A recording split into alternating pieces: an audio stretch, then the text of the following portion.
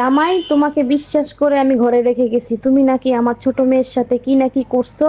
আরে আম্মাজান, শালি হইলো আদি ঘরওয়ালি, আমি আধা কাজই করছি, ফুল কাজ করি নাই। ছি জামাই, তুমি আমার সাথে এইভাবে কথা বলো, তোমার লজ্জা করে না? লজ্জা কেন করবে? আপনি জানেন না আইরে গরুগুলো সারা থাকে, গাই গরুগুলো বাইন্দা রাখতে হয়।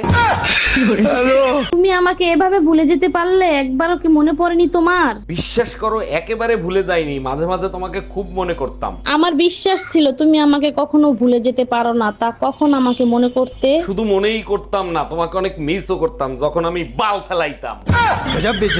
প্রবাসে বসে মাথার ঘাম পায়ে ফেলায় টাকা ইনকাম করি, আর সেই টাকা দিয়ে তুমি ফষ্টি নষ্টি করো। স্বামী যান, আপনার টাকা দিয়েই তো যা খুশি তাই করি, অন্যের টাকা তো আর নেই না। তা নেও না ঠিক আছে, তাই বলে এত দামি দামি মেকআপ কেনার কি দরকার আছে? স্বামী যান, দামি মেকআপ না করলে তো আবার ভিডিও কলে কইবে না নে, তোমারে কাজের বুয়ার মতো লাগতাছে। তোর মায়ের নানি, তুই নানি বুঝতেছস? তোমার নানি কাজকে লিগা আমি কি আবার ফুলান বিয়ে দিছি? একটা সট্টা না দিমু ফাল।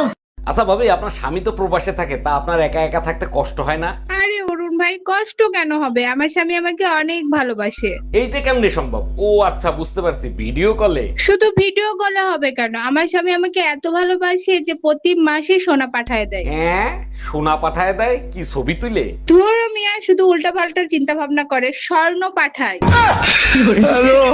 যদি শুনি আমি হেনা কষ্টে আছো তুমি, কার কাছে শুনবা? তুমি জানো না তোমাকে ছাড়া আমি কষ্টে থাকি? ফিরে এসো আগের মতো ভালোবাসবো আমি।